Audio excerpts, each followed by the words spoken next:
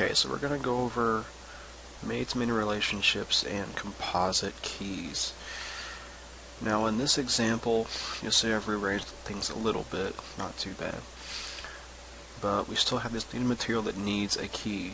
So what do? We have material ID and job ID. Well, the thing is, what we really want is to be able to see on each job the material IDs, so we can know what materials we have used for each job, and also vice versa for materials, looking at what's being used per job.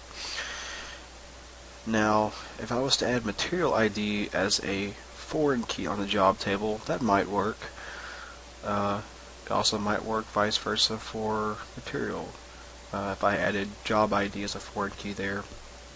The problem is we run into the classic many-to-many relationship dilemma, because any job may use many of these materials, and any one material may be featured on any one of these many jobs. So we have a crisis of many-to-many relationship that has to be broken up. Now, the way we always do this is with a sort of an in-between table, we'll call it. And we will do this with that needed material column. So to make this function correctly, we will go to Design View on the needed material table, and we will make it a composite key first of all. We'll do this by highlighting and selecting primary key, which will make it a combined primary key or a composite key. Now once I save this, I'm going to want to close it, and you'll see now we have all of our primary keys set up.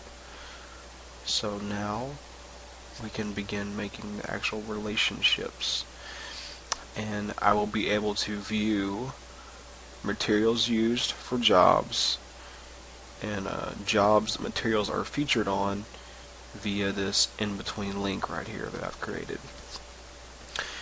And the other classic example of this is if you have a customer and an item, and any of those items may be sold to any number of customers. Any number of customers may purchase any number of items.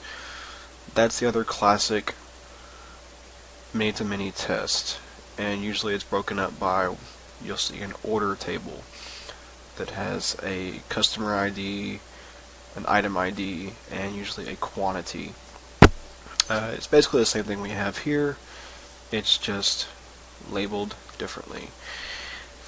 So, with that said, we're going to go to the next video, which will be actually creating the relationships.